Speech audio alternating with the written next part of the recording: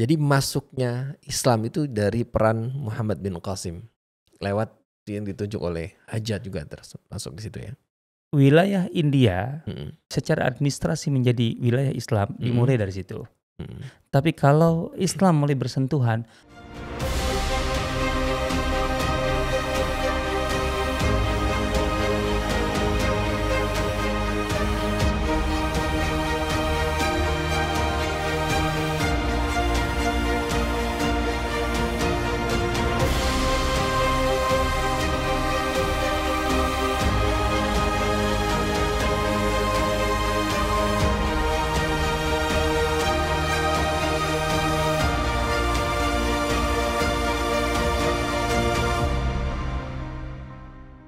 Assalamualaikum warahmatullahi wabarakatuh. Alhamdulillah wassalatu wassalamu ala Rasulillah wa ala alihi wa ashabihi wa mawalah.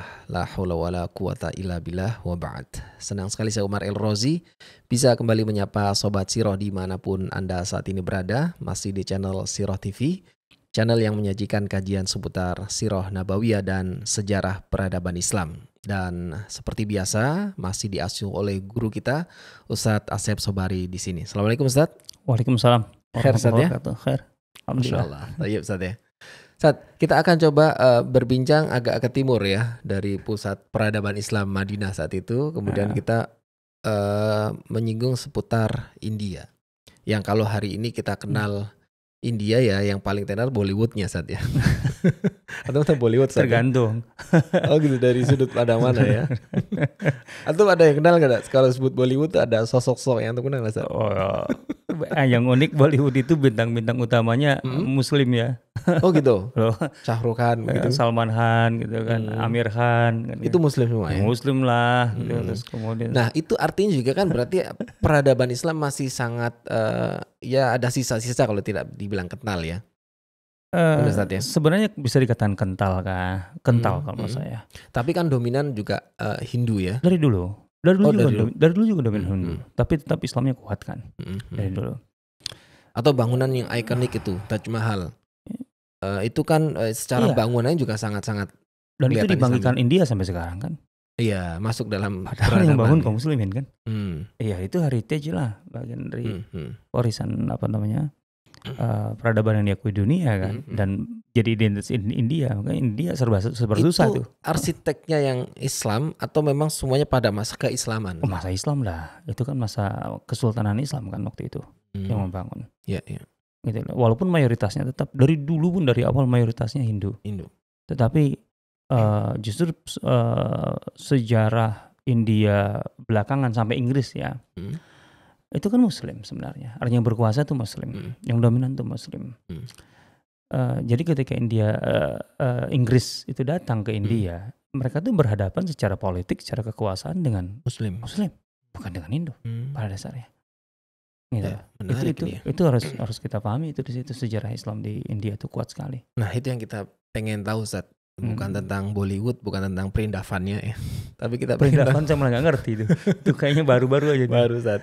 Kalau di medsos lumayan viral kan gitu. Itu dengan juga makanan-makanan khasnya ya. Nah yang menjadi pertanyaan, kapan kemudian ada futuhat Islam masuk ke sana Ustadz? Di era siapa ini berarti? Nah ini dia sebenarnya sejarah India itu ya bismillah ya. Alhamdulillah wassalatu wassalamu ala Rasulillah. Kita memang di satu sisi kayaknya nggak banyak deh ya. Literatur? Nggak kita Sirah TV ini belum banyak mengkaji bagian timur. Antum masih condong ke Andalus ya. Karena saking luasnya dan lamanya juga. Luas, lama, dan kemudian kitanya nggak familiar, itu masalahnya. Maka kita harus lebih banyak, lebih detail. Kalau masa kejayaan Andalus kan berapa? 800-an tahun. Ya. India nih berapa? Dia juga lama, ratusan tahun lah. Artinya yang terakhir ya, kita bicara yang terakhir ya. Yang terakhir itu artinya dari pasca Timur Leng lah ya. Pasca Timur Leng itu kan masuk era Mughal gitu. Itu kan juga lama, sekitar ya tidak kurang dari 500-an tahun lah. 400-500 tahun lah. 400-500 tahun. Lebih kurang segitu. Artinya juga secara sisa-sisa peradaban harusnya juga masih kental saat ya. Kayak di Andalus ada, antum pernah cerita tuh ada tempat-tempat yang identik dengan Islam namanya, termasuk juga bahasa. Di India juga gitu ya. sekarang begini dulu, India terakhir ini kan, artinya yang pasca kolonial kan kita tahu bahwa Pakistan tuh bagian dari India dulunya. Sebelum masa kolonial. Kan Pakistan merdekanya nggak jauh dengan kita kan. Gitu loh. Artinya kan bagian dari India. Dari situ aja kelihatan kan sebenarnya. Kalau kita bicara India masa kolonial gitu. Itu kan Islamnya luar biasa. Bahkan kalau Pakistan itu masih bagian dari India bersama Bangladesh, bersama Kashmir, Muslim terbesar itu India. Oh gitu ya. Oh iya dong. Pakistan aja hampir sekitar 200 juta, dekat 200 juta. Belum yang di India juga di atas, walaupun minoritas karena penduduk India kan sampai sekarang hampir 1,3 ya, 1,3 M ya. Kalau Muslimnya hampir 200 juta aja kan sebenarnya besar. Cuman karena total penduduknya lebih besar, gitu. Coba kumpulkan. Yang kita sebut IPB kali ya. Iya, Pakistan, Bangladesh itu artinya dengan Kashmir lagi. Artinya Kashmir, Bangladesh, Pakistan, India kalau dikumpulkan lebih besar dari Indonesia, bisa 2 kali lipat dari Indonesia. Gitu loh sebenarnya, gitu loh. Nah tapi kan pasca kolonial itu kemudian pecah kan, jadi Pakistan, Bangladesh, kemudian India itu sendiri. Nah artinya sebenarnya dari situ aja udah jelas jejak Islamnya kan sebenarnya kental sekali, kuat gitu. Yang paling jelas sih dalam bahasa sebenarnya. Masih yang ada sisa-sisa itu, Zat? Iyalah. Apa aja, Zat? Kayak apa tuh? Kefal hal. Waduh. Ini bukan karena penonton Bollywood kan, Zat ya? Kagak. Temen saya tuh satu kamar orang India. Oh gitu, waktu ngampus dulu. Dari kampus. Kayak hal ya gitu. Ya biasa. Ini kan dalam film Bollywood ada kan ada Muhabbatain kan. Wah itu film jadul banget. Muhabbatain itu bahasa. Mahabbah kan. Kan? Mahabbah itu kan cinta kan. Kemudian ya saya nggak kurang update ya. Tapi bahasa-bahasa itu masih ya, Zat ya. Itu jelas dari Muslim ya. Jelas dong itu apa Arab namanya? Ya. Jelas dari bahasa Arab kan, dan asal Arab intinya kan Islam kan artinya. Karena mereka pengaruh Islam lama di situ ratusan tahun. Sebagai penguasa loh maksud saya.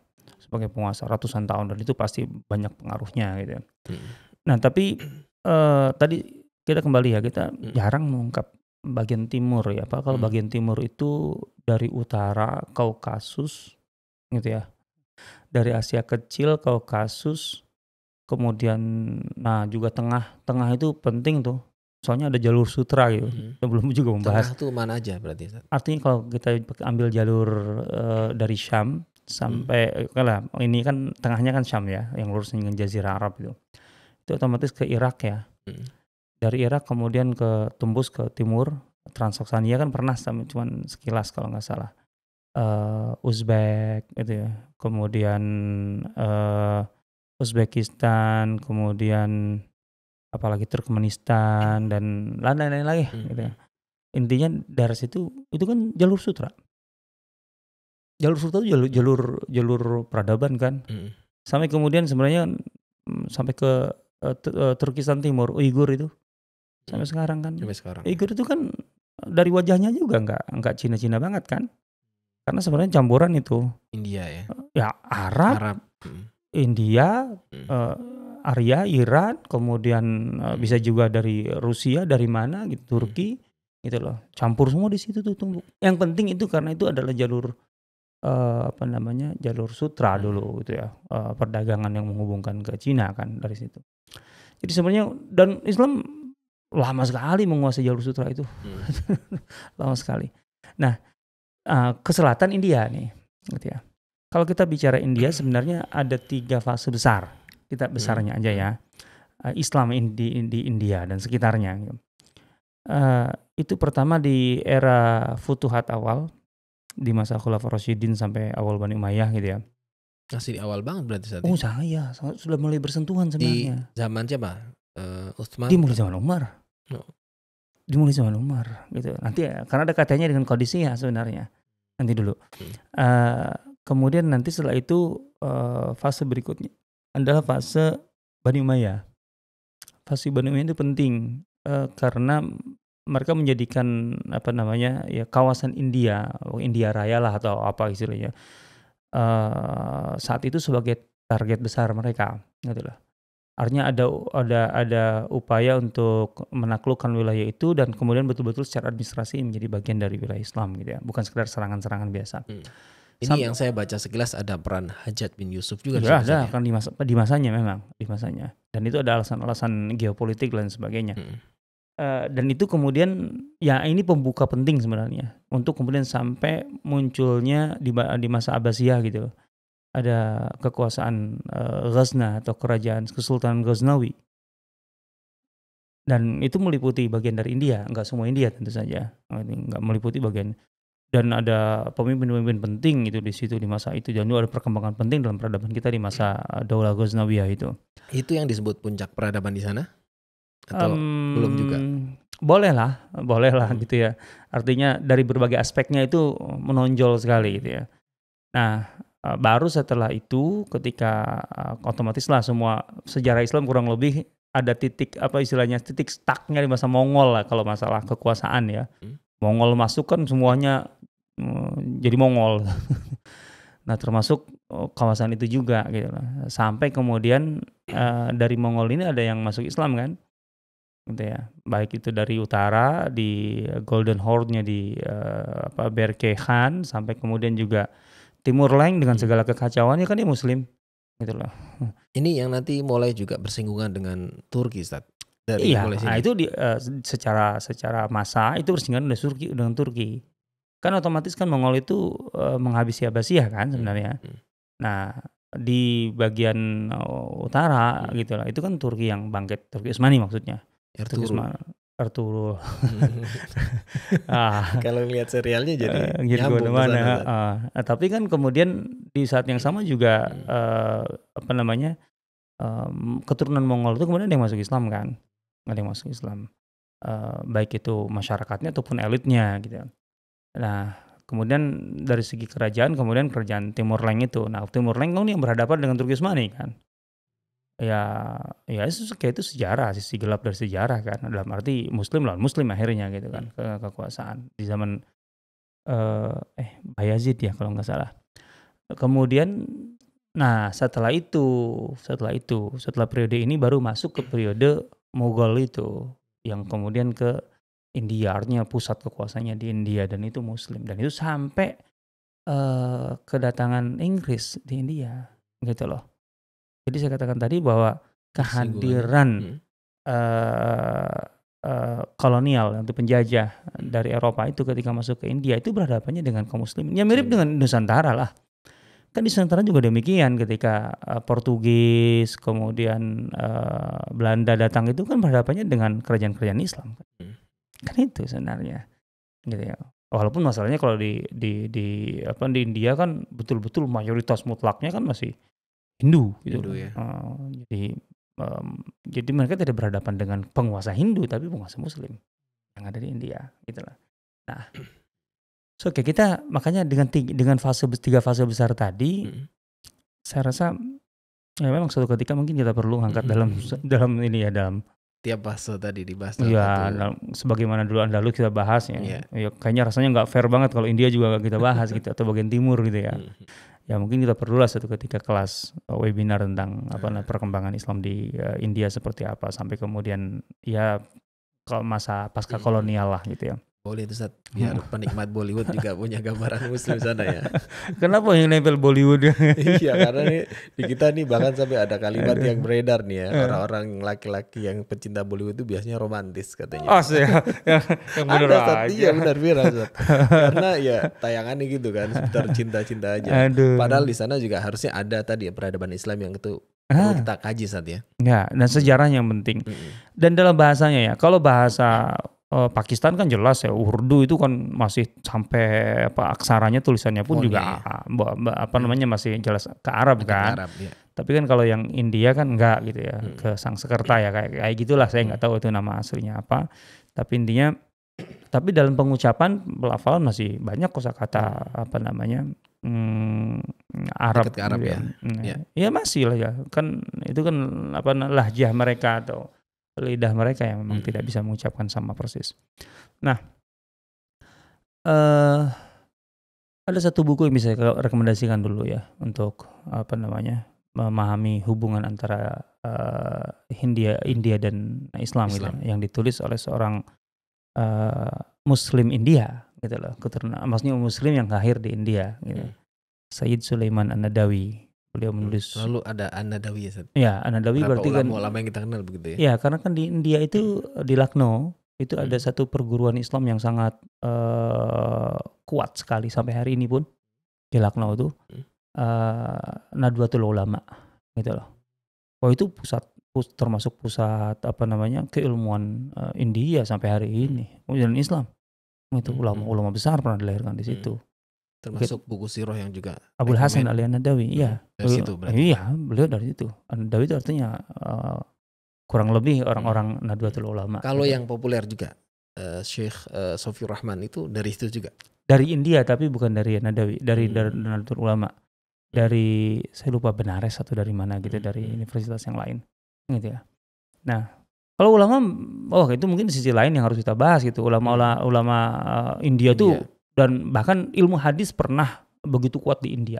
Artinya di dunia Islam begitu kuat di India atau ulama-ulama India di Saudi gitu, Ustaz? Enggak. Di India. Mereka di India. Ulama-ulama hadis India. Bahkan ulama-ulama Arab menggali hadis ngajari ke India. Iya dong. Sekali. Ya seperti Syekh Abdul Fattah Abu Ghudda rahimahullah itu kan banyak guru-gurunya dari India gitu ya. Yang militer nih, Ustaz. Syekh Abdul Fattah Abu Ghudda itu yang militer bukan? Bukan, yang nulis buku Ar-Rasul Al-Muallim. Rasulullah sebagai guru kemudian Al-Ulama Al-Uzab. Itu karya-karya populernya lah gitu. Safahat Nusabirul Ulama gitu, dan banyak beliau punya buku tahqiqnya juga. Itu guru-gurunya dari India. Banyak dari India gitu ya. Dan lain-lain lah. Itu panjang lagi gitu ya. Ya seperti ulama yang terkenalnya kan bahkan disebut sebagai mujaddid lah, itu dari India. Syekh Waliullah Ad-Dahlawi. Itu kan bukunya Hujjatullah Al-Balighah. Itu kan India. Dahlawi itu Delhi. Oh, Delhi. Ya. Salah kolonial. Kita kembalilah ke Futuhat dulu supaya mengerti. Sebenarnya bermula dari tentu saja yang berdekatan dengan kaum muslimin itu adalah kawasan Pakistan hari ini kan. Ya ingat dulu, Pakistan sebelum atau di masa kolonial itu bagian dari India, itu aja dulu gitu ya. Supaya kemudian untuk kenapa membahas India tapi ngomongnya Pakistan gitu. Ya, kita sekarang juga mereka satu rumpun saat ya. Rumpun gimana? Kulturnya mungkin berdekatan lah gitu ya. Berdekatan. Ya antara orang ya dari bahasanya itu kan juga kan udah beda kan gitu, antara Urdu dengan bahasa India. Nah, pertama sekali kan yang berdekatan dengan kaum muslimin, artinya dalam alur atau jalur futuhat lah secara umum. Itu kan adalah wilayah Pakistan yang saat itu dalam literatur kita disebut dengan nama Bilad As-Sind.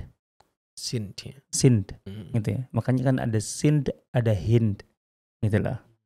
Sind dan Hind gitu ya. Nah, Sind itu Pakistan yang sekarang. Ya, tapi nggak mencakup Pakistan. Artinya Pakistan sekarang lebih luas daripada Sind pada masa itu. Karena Punjab, sekarang Punjab bagian dari Pakistan kan. Artinya kalau kita ngebaca literatur seputar penaklukan Futuhat itu kita carinya Sind atau Pakistan, Zat? Oh, Sind dong. Pakistan kan belakangan gitu. Nama Pakistan Sind gitu ya. Ya yang jelas waktu itu yang menjadi ibu kotanya sampai sekarang juga ya, sini Karachi gitu ya. Itu terkenal loh. Cuman dulu bukan Karachi. Ya. Karawaci. Beda ya. Saya baru nyambung belakangan ya. Agak loading dikit ya. Loading dikit. Karena dari Karachi Karawaci. Ya lebih dekat lagi itulah Casablanca, itu udah pasti gitu kan. Saya pernah lagi di Casablanca gitu. Mampir dong ke Kampung Melayu katanya. Padahal saya lagi Casablanca betulan dong ya. Aduh, nggak tahu kenapa itu dikasih nama Casablanca gitu. Inspirasinya dari sana kali gitu ya. Suka lah kita kembali. Ya. Baik, kembali ke Karachi tadi. Karachi ya. Ya harusnya ke Sind. Ya Sind itu kawasan yang waktu itu intinya kan sebenarnya di situ dari nama Sungai Indus lah gitu ya. Mata airnya kan dari Kashmir, maka konfliknya kan nggak habis-habis dari sekarang kan. Menguasai Kashmir berarti kan menguasai sungai yang mengaliri Pakistan. Oke, India berkepentingan besar untuk tetap menguasai Kashmir. Ya, tapi itu masalah lain lah, gitu ya. Itu masih belakangan. Begini, bermula dari Qadisiyah sebenarnya. Ya itu di zaman Umar bin Khattab kan. Iya dong, ya. Karena kan Qadisiyah itu katakanlah peristiwa paling menentukan dalam penaklukan Persia. Gitu ya. Sebagaimana di saat yang berbarengan atau tidak jauh dari itu kaum muslimin menang di Yarmouk ya beberapa saat sebelumnya gitu ya. Untuk di Syam gitu ya. Nah, untuk di Persia itu Qadisiyah. Nah, dalam perang Qadisiyah itu, ini penting untuk dicatat nih karena jarang terangkat sebenarnya.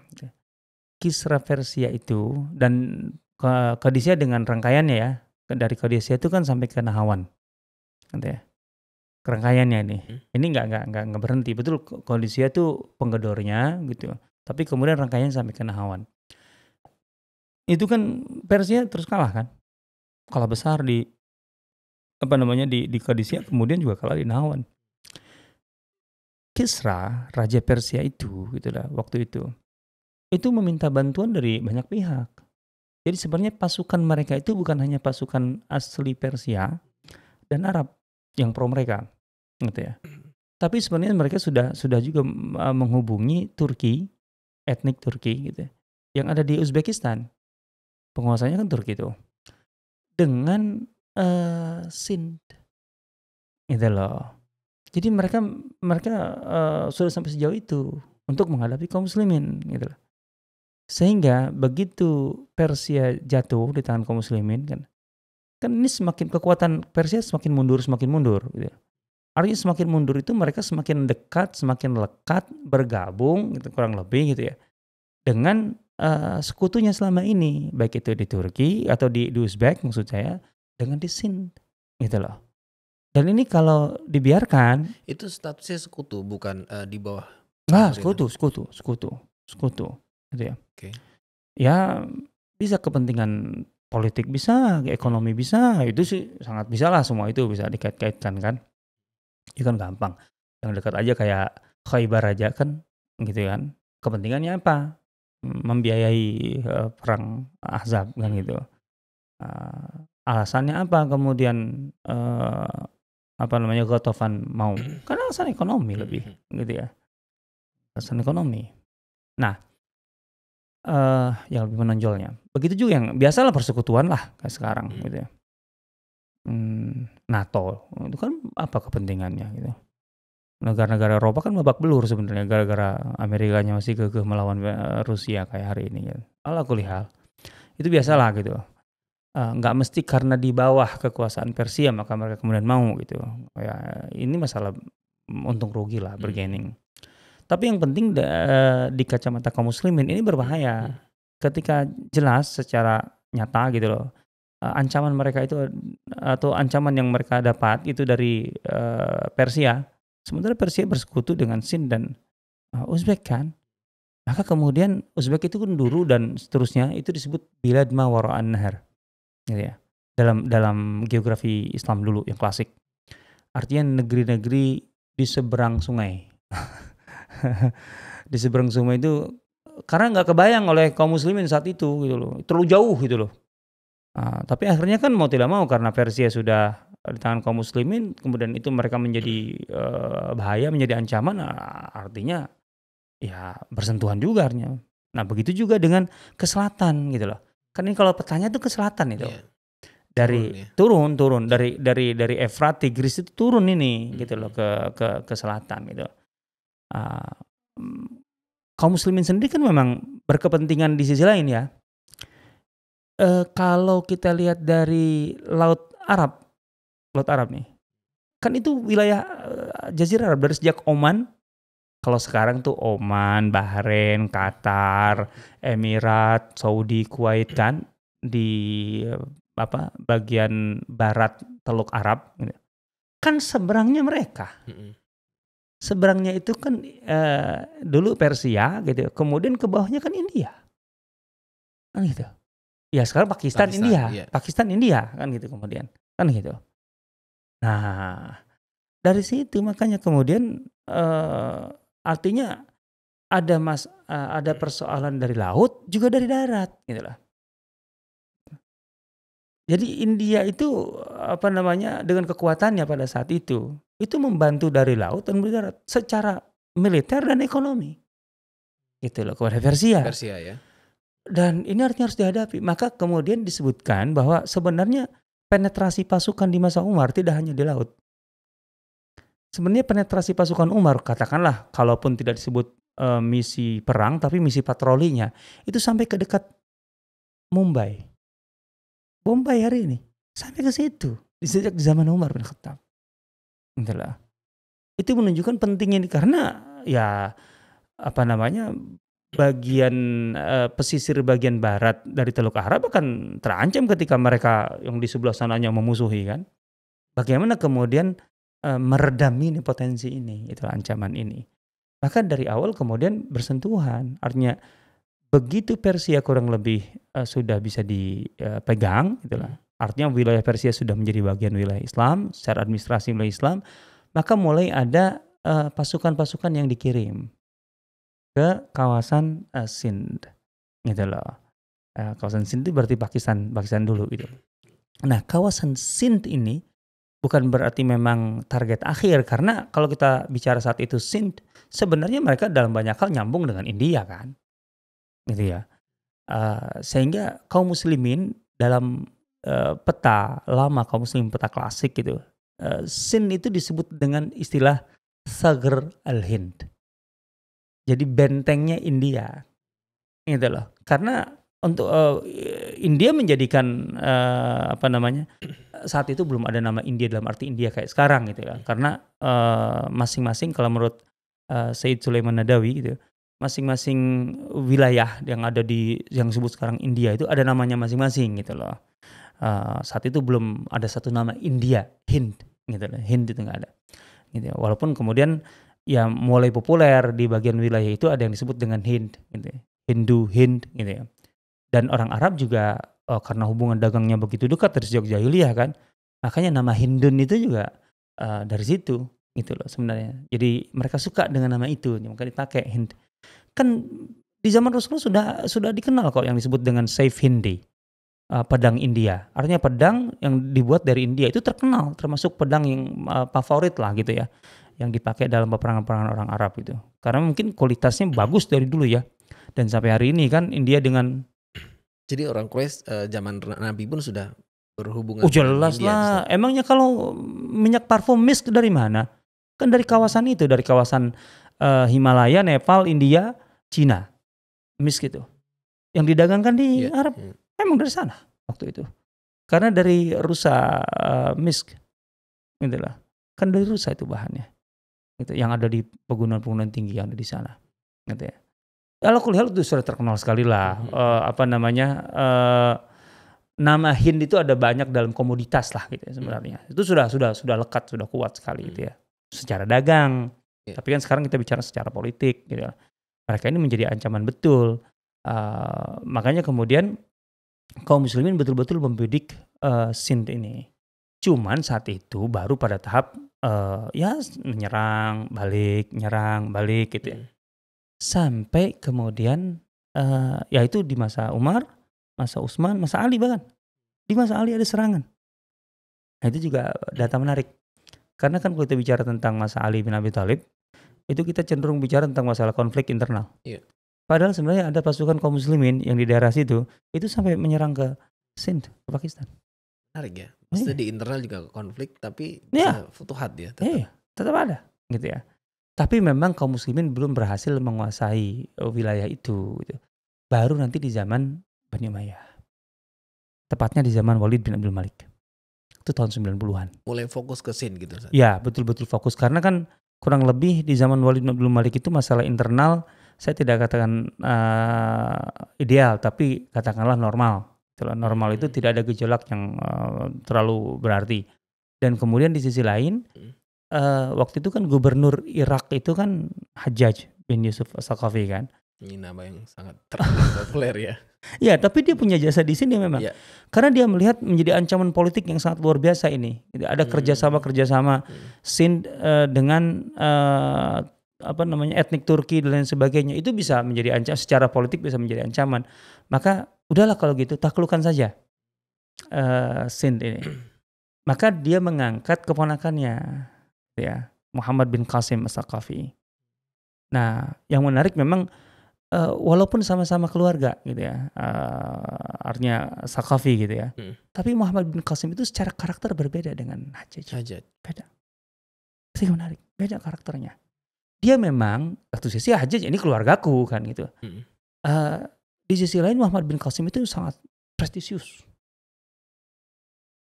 Saat itu dia sebenarnya sudah ditugaskan di wilayah kedalaman Iran lah gitu. Dan jadi pejabat di sana gitu ya.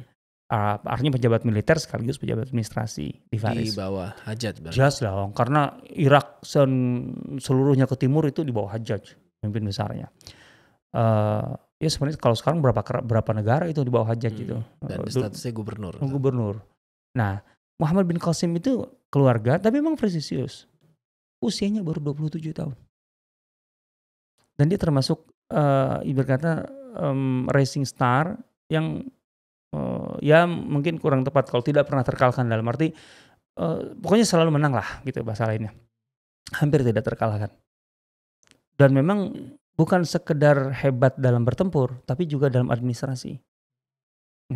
Khasnya Bani Umayyah. Ya secara umum gitu ya, orang kayak gini yang bermain. Nah, Hajjaj itu menugaskan keponakannya ini Muhammad bin Qasim As-Saqafi untuk ke Sindh.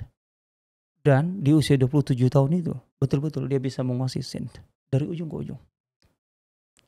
Bahkan dia sudah merancang, sudah masuk ke India dan sudah memulai. Cuma Hajjaj meninggal. Walid 6 bulan kemudian juga meninggal. Nah, masalahnya ini masalah elit, politik elit ya. Penggantinya kan Sulaiman. Sulaiman tuh kontra Walid dari awal. Maka orang-orangnya Walid pun kemudian dicopot-copotin. Termasuk Muhammad bin Qasim Saqafi. Gitu ya. Tapi yang penting kemudian Muhammad bin Qasim itu terbukti dari segi administrasinya gitu. Itu ketika meninggalkan Sindh gitu lah. Penduduk Sindh pertama jumlah pasukan dia. Jumlah pasukan ketika Futuhat itu cuman 20.000 totalnya. 20.000. Yeah. Tapi kemudian sering dengan perjalanan waktu, hanya beberapa tahun, itu bertambah 50.000. Itu dari penduduk setempat. Jadi dari tadi hanya melawan, kemudian malah bergabung, masuk Islam. Itu dia makanya. Karena dia keadilannya dan sebagainya gitu. Di usia 28 tahun, 29 tahun. Gitu. Sehingga ketika dia meninggalkan Sindh karena dicopot oleh Sulaiman bin Abdul Malik, itu ditangisi oleh masyarakatnya. Padahal hanya beberapa tahun saja dan datang sebagai penakluk. Karena adil.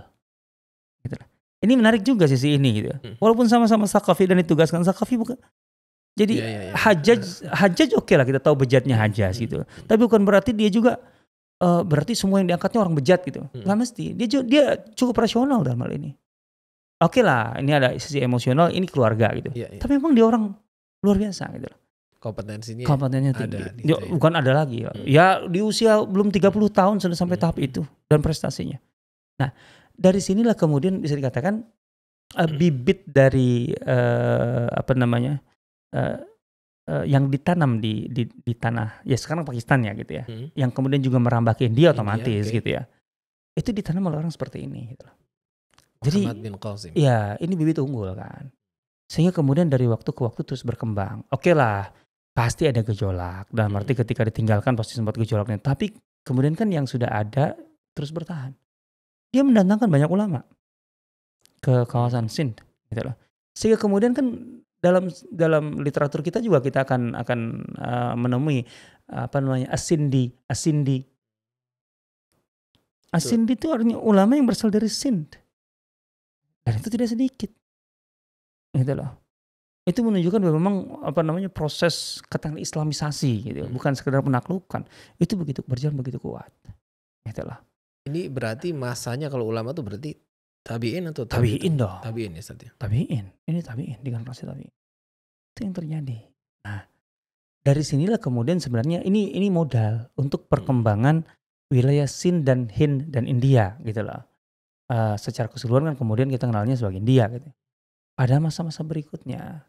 Nah, di sini sebenarnya ada peran besar dari Daulah Ghaznawiyah gitu ya. Ada Sultan Mahmud Al-Ghaznawi dan sebagainya, yang itu perlu kita bahas Kayaknya perlu secara bahas dalam episode khusus itu Iya. gitu loh. Atau kelasnya kita buat mungkin. Iya, boleh juga tuh ya, biar sangat intensif. Baik. Insyaallah. Jadi masuknya Islam itu dari peran Muhammad bin Qasim lewat yang ditunjuk oleh Hajjaj juga masuk di situ ya. Wilayah India menjadi secara administrasi menjadi wilayah Islam dimulai dari situ. Tapi kalau Islam mulai bersentuhan jauh sebelum itu. Artinya sejak zaman Umar bin Khattab pun persentuhan sudah ada. Toh hubungan dagang sudah terjalin jauh sebelum itu dan tidak putus karena kemudian menjadi wilayah Islam, wilayah sekitarnya. Baik. Nampaknya ini menjadi informasi awal buat teman-teman Sobat Siro ya tentang India atau Sind ya. Kita mulai dari sana. Sebagaimana kita juga pernah mempelajari tentang Andalus, Spanyol dan sekitarnya secara mendetail. Mudah-mudahan kita bisa ada kelas khusus yang juga membahas secara detail bagaimana futuhat atau kondisi keislaman di wilayah India Raya. Jazakallah Ustaz ilmunya untuk kita semua. Semoga ada ilmu yang bisa kita ambil di kesempatan kali ini dan kita akan jumpa di next episode insyaallah. Subhanakallahumma bihamdika asyhadu an la ilaha illa anta astaghfiruka wa atubu ilaik. Assalamualaikum warahmatullahi wabarakatuh. Waalaikumsalam. Para penonton yang budiman, terima kasih telah menyimak sajian dari Sirah TV. Semoga menjadi jalan terbaik Anda untuk lebih dekat dengan Rasulullah SAW.